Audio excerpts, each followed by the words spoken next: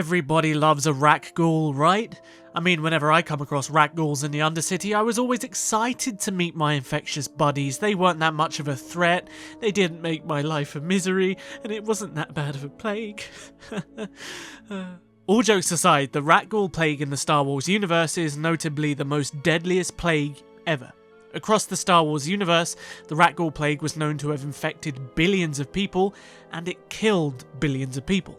And of course, unlike a normal disease where you're given snivels and a slight cough, the Rakghoul plague was slightly more serious, in that you were turned into a vicious monster with barely any brain cells. But with that said, it does beg the question, doesn't it? Did the disease that originated thousands of years before even the Old Republic ever actually come to an end at any point during Star Wars history?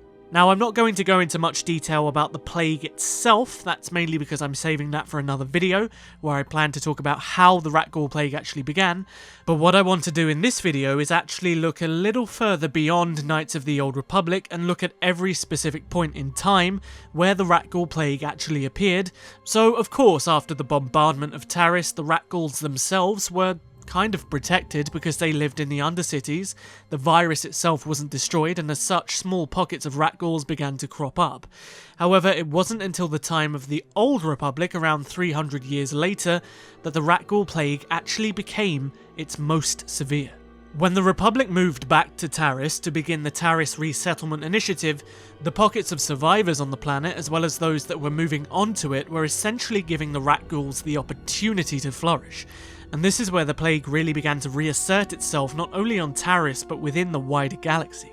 The Rakghouls themselves were actually evolving due to a general lack of people to infect, so while there were the traditional infectious Rakghouls on Taris, there were also unique things such as the Netghoul, and there were even rumours of things such as Force-sensitive Rakghouls and sentient, intelligent Rakghouls. However, at this point in time, the Rakghoul plague was generally isolated on Taris, but it wasn't until a scientist called Sanus Loric would illegally begin experimenting with the Rakghoul virus off-world, and in an act of vengeance, because some bad stuff happened in his life, he managed to smuggle one of his infected animals that he was working on with the Rakghoul plague all the way to a planet called Kaon. Now, on a planet with a fair abundance of life, the plague spread like wildfire, and because of the general trade routes within the planet, it also spread to 4 other unnamed planets, and this is where the Rakghoul plague really began to cause some damage. As I mentioned a little bit earlier, it began to kill billions of people, and despite the Republic and the Empire's best attempts to keep these planets isolated and to keep the plague isolated, it still found its way on a number of other planets that we know and love. Just before his death, the scientist Sanus gave another animal, one of his infected animals, to a smuggler, and this infected animal actually bit this smuggler without the knowledge of it being infected by a plague.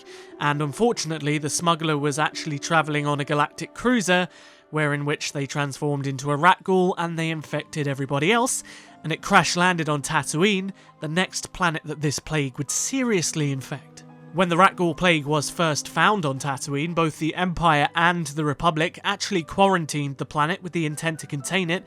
However, this didn't go very well, and despite their best efforts, the plague kept spreading from planet to planet to planet. So, a group known as the Highland Organisation for Rakghoul Neutralization was formed with the strict intent to neutralize, as is in the name, the Rakghoul plague from around the galaxy, and to specifically destroy the hives and the kind of hubs where these Rakghouls would come from. So they built a weapon called the Spike, which was specifically designed to allow people to gain access to the underground nests where the Rakghouls would conglomerate, and this machine was first used when the Rakghoul plague was discovered on Alderaan, and they intended to contain it within those tunnels and to study it further.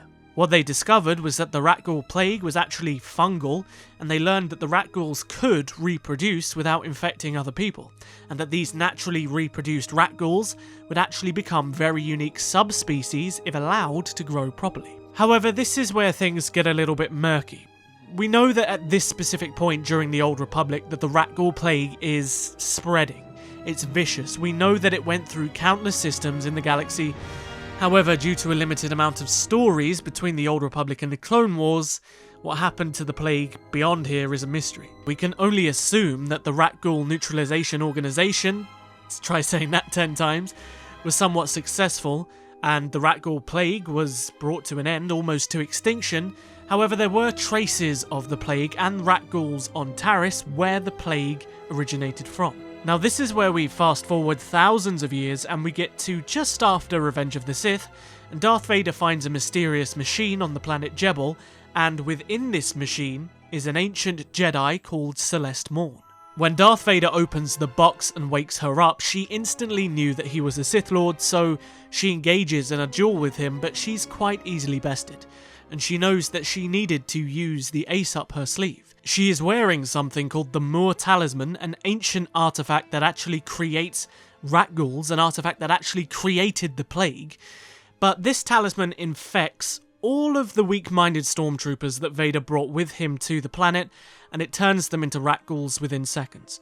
All of a sudden, there is hundreds of brand new Rakghouls in the galaxy, and now with an infectious army of beasts, Celeste manages to overwhelm Darth Vader, who retreats back to his ship and leaves this planet for good, but Celeste herself was trapped here because she couldn't find a ship to get off of the planet. However, around 20 years later, Darth Vader's mind turns to the Jedi, and he wonders what happened to her, so out of a general curiosity, he sends some heavily armed stormtroopers to Jebel, but much like the stormtroopers that originally came with him, Celeste turned them all into Rakghouls. Now Vader saw this as an opportunity to damage the rebellion, so he leaked the idea that on this planet was a secret Imperial weapon, and unable to resist the urge to go there and take it for themselves, Luke Skywalker, Leia, Han and Chewie travelled to the planet, but were greeted by Rakghouls, and they actually captured Luke under orders from Celeste. Now fortunately Luke managed to escape with the help of Leia and Han, however they left behind a shuttle which Celeste took and used to travel the galaxy. And because she had control over the Rakghouls' minds with the talisman, she actually used them as her crew. But she realised after some time that this desire to explore the galaxy wasn't actually her own, it was the spirit of Karnus Moor, the Sith Lord who created the talisman. So what she did was she took the Rakghouls and she took the ship, and she hid them in the deep core to protect everybody from the plague. Now 100 years after this, a Fel Empire Star Destroyer actually found the shuttle that she was on, and believing that they were Sith like Darth Vader, she turned everybody into Rakghouls and took over the Star Destroyer. Now while the talisman was keeping Morn alive, the Rakghouls were not immortal, and they actually began to kill each other and cannibalize each other because they ran out of food, because it wasn't until 10 years later that the surviving Rakghoul crew managed to capture a starship called the Minok, which was owned by Luke Skywalker's descendant Cade, and when they explored the ship they were of course attacked by Rakghouls, who infected both Cade and a girl who was with him called Rey. At this point, Celeste had managed to control her senses, and she called off the attack and isolated Cade and Rey and promised to give them a quick death because of how infectious the disease was.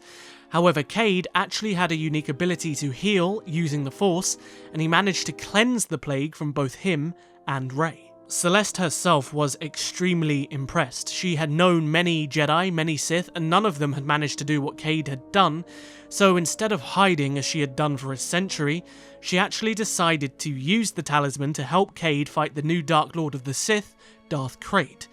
But the talisman was still kind of under the influence of Karnus Moor. A little time later, Celeste managed to bait Darth Krayt by claiming that she was being possessed by Karnus Moor fully, and that she had captured Cade. However, this was of course a trap, and instead when Krayt arrived, there was a huge contingent of Rakghouls ready to take out the Sith, along with the Jedi's help, and they actually managed to severely injure Darth Krayt. Now with Krayt out of the picture, the Sith that were with him were being overwhelmed without their leader, so Celeste saw this as a perfect opportunity. The majority of the Rakghouls that were fighting in this battle were actually defeated by the Sith, and she knew that she couldn't escape the control of Karnus Moor and his desire to overwhelm her and eventually possess a new host through the talisman. And so Celeste pleaded with Cade to essentially give her a mercy killing so that she wouldn't be possessed by the ancient Sith Lord. Cade Skywalker did this, finally bringing about her death and destroying the talisman.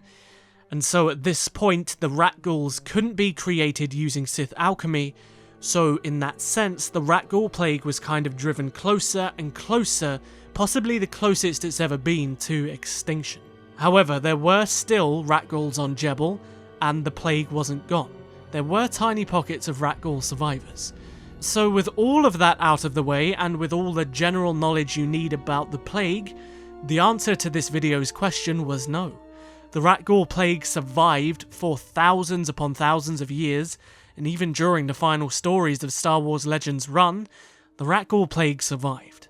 I really hope you enjoyed the video and learned something new, and I want to know down below, do you think they should reintroduce the Rakghoul plague into canon somehow?